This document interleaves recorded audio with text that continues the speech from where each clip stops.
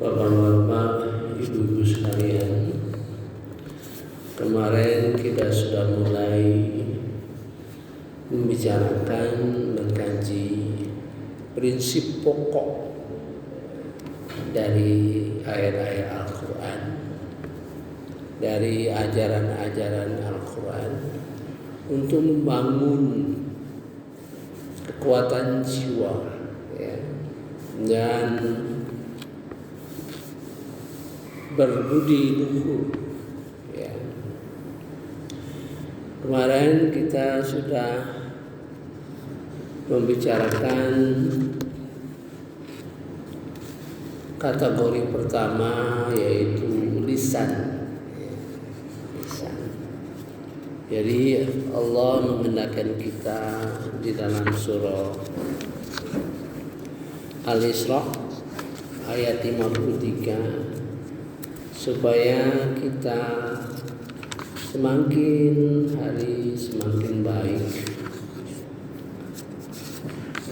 berbicara, gitu ya. Dan semakin baik berbicara itu menghindari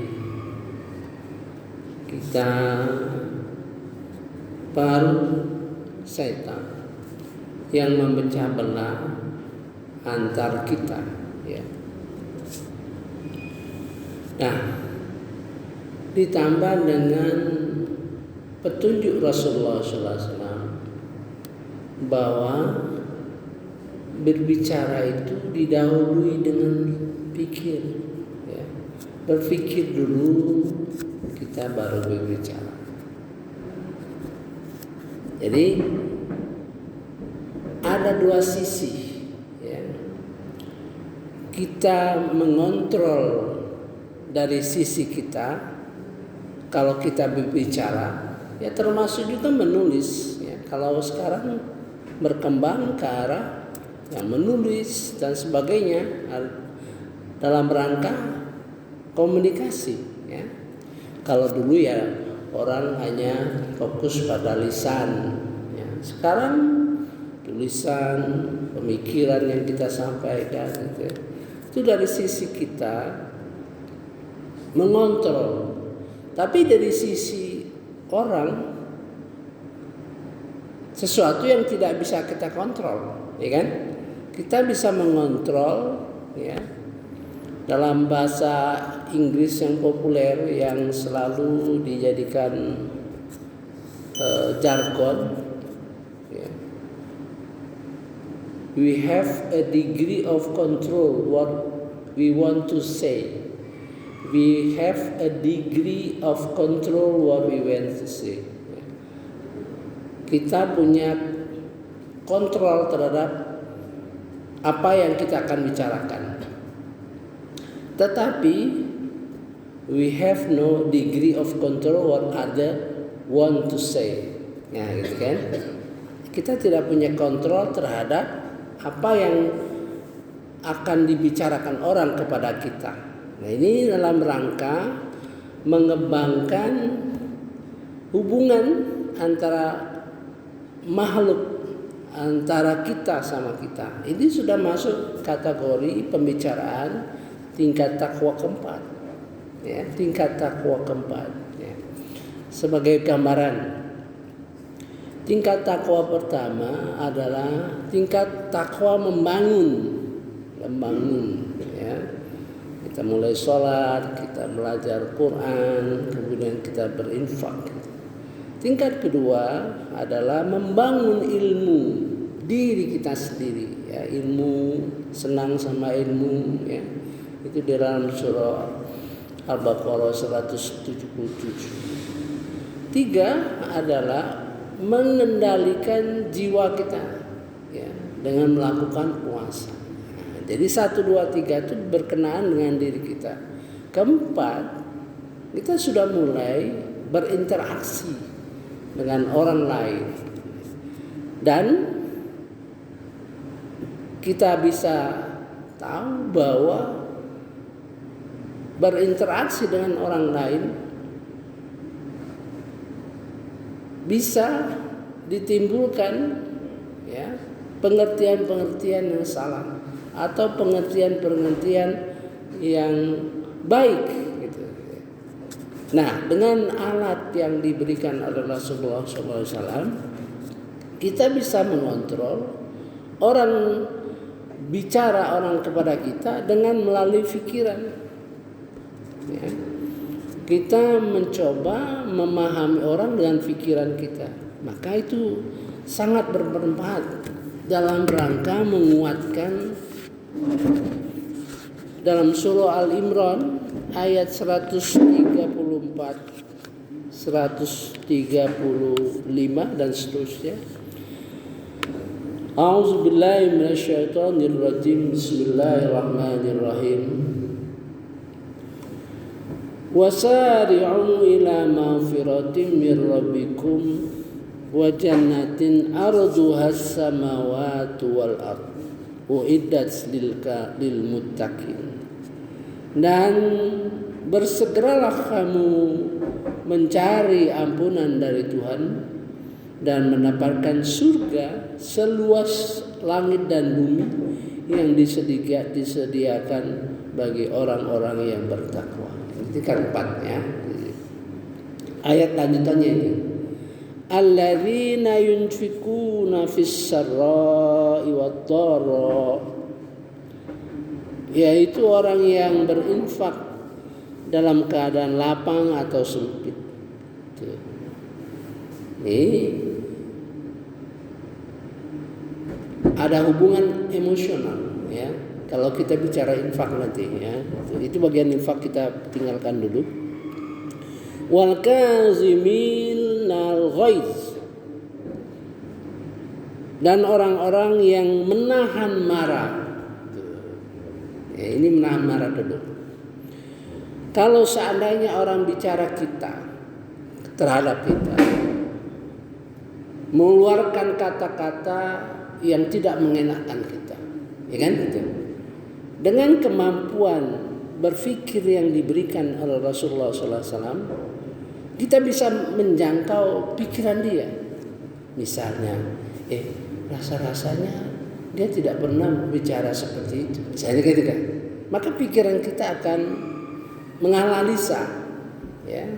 Oh, barangkali dia ada masalah, ya.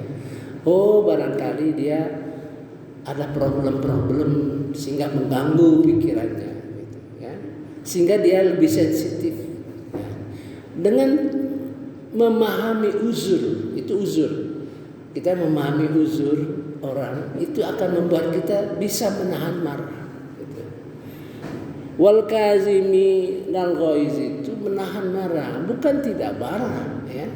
Misal dikatakan menahan marah itu misal saya dengan si A berjalan misalnya keluar kota, ada perselisihan dikit lah.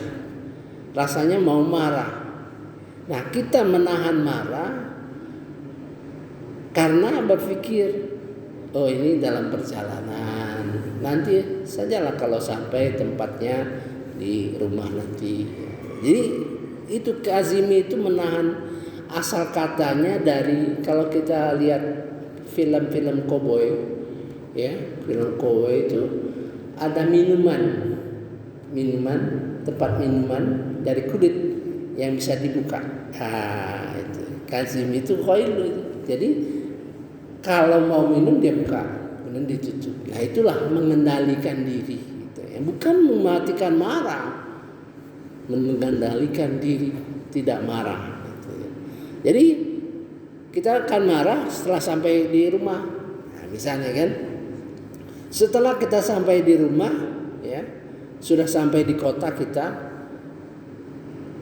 kembali berpikir, nanti saja kalau sudah istirahat katakanlah, atau kalau nanti ketemu di masjid aja baru bicarakan, ya gitu kan. Itulah mengendalikan marah itu. Nanti kalau kita ketemu di masjid baru kita omongin nih, ya.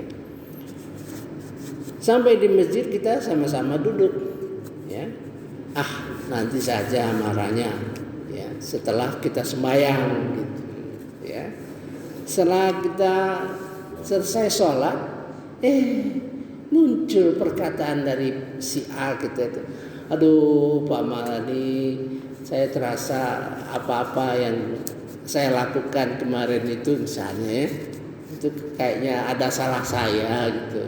Oh tidak, kita bilang begitu, biasanya begitu, saya juga salah gitu. Nah disitulah keberkatan rahmat Allah kepada orang yang sabar itu, sehingga tidak perlu marah gitu. Karena masing-masing itu menyadari dan ingat, tidak ada 100% kesalahan orang. Tentu sedikit banyak ada kesalahan kita, ya. Ada kesalahan kita, walaupun mungkin 5% ya sedikit. Ada kesalahan kita, ya. Nah, saya beri contoh, ya. Dulu, ya, waktu bertugas, ya, kita mau marah sama staf kita, gitu kan? Kita mau marah karena katakanlah dia tidak melaksanakan dengan baik gitu, perintah kita itu. Ternyata di dalam memberikan perintah itu yang tidak jelas atau tidak bisa menimbulkan hal-hal lain, maunya kita segera, ya, tapi dia nangkap itu misalnya biasa rutin dilakukan perintah tugas rutin. Nah sekali ini agak berbeda karena ingin segera, tapi karena persepsinya seperti biasa jadi lambat misalnya gitu ya. Nah, jadi ada kesalahan kita walaupun dikit saja, ya, kesalahan komunikasi dan sebagainya. Jadi membuat kita mampu sabar karena Rasulullah membekali kita berpikir. Berpikir itu dua kemungkinan. Berpikirnya dari pihak kita atau berpikir memahami uzur orang lain, ya. Kalau orang yang kita kenal, misalnya tidak kita kenal, ya, dia mengucapkan kata-kata yang gak pantas lah, ya gitu. Kalau kita berpikir dasar ya lah itu orang nggak kurang pengalaman, ya gitu ya. Orang kurang pengalaman tentu kurang dalam segala hal, namanya kurang pengalaman. Nah, kita memaklumi itu orang kurang pendidikan, ya, walaupun itu kurang pantas ya, tapi paling tidak dalam hati kita nggak punya pengalaman, orang baru belajar. Nah, jadi itulah. Terus wal afina 'anin nas, dan memaafkan seluruh manusia. Nah, ini sudah lain karena dimensinya besar, ya. Ini tidak bisa hanya cukup berpikir begitu. Kalau wal kazimi nal ghaiz terhadap 1-2 orang yang beraksi dengan kita itu cukup, ya. Tapi kalau wal afina 'anin nas, memaafkan semua manusia, ya, itu perlu peralatan, ya. Bisa kalau wal kazimi itu yang tidak kita kenal, bisa kita paham bahwa mungkin orang ini dipengaruhi setan, ya. Pengaruh setan terhadap masyarakat juga besar pengaruh setan itu. Jadi kita bisa memaafkan, kita memaklumi bahwa setan menguasai diri mereka. Mereka dikuasai oleh setan. Jadi jangan kita ikut-ikutan menjadi setan. Kita memaafkan dan kita mengerti bagaimana mengatasi setan itu, ya. Misalnya, ya, terjadi pertentangan antara 2 kelompok. Ini perlu kemampuan kita melakukan diplomasi, ya. Dengan berpikir itu merupakan alat yang fundamental di dalam berdiplomasi, melakukan pembicaraan yang taktis, ya. Jadi persoalannya sangat besar pengaruhnya apabila kita mampu berbicara, sebelum berbicara kita pikirkan dulu, ya kan? Kemudian orang bicara dengan kita, kalau ada sesuatu kita bisa mampu meraba ya dengan pikiran kita apa yang terjadi ya gitu ya. Itu manfaatnya sangat besar ya. Saya kira itulah bedanya Al-Quran dengan hadis gitu. Kalau Al-Quran itu kan statement umum ya. Disuruh kita bicara lebih baik ya. Oleh Rasulullah, ini hadis, Rasulullah berkewajiban untuk memberikan petunjuk. Oleh sebab itu keluarlah petunjuk itu. Antara lain, pikirlah sebelum bicara. Lebih lanjut lagi ada, siapa yang percaya kepada kehidupan akhirat, maka dia akan bicara hanya yang baik-baik saja. Nah gitu ya.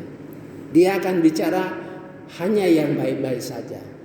Itu lebih lanjut lagi petunjuk Rasulullah SAW. Artinya berbicara itu bisa mengandung dosa dan pahala. Nah, gitu. Itu yang kedua ya. Nah, wallahu yuhibbul muhsinin, dan Allah menyukai orang muhsinin. Mudah-mudahan kita melakukan sabar itu menjadi orang muhsinin, kategori muhsinin ya. Saya kira cukup ya.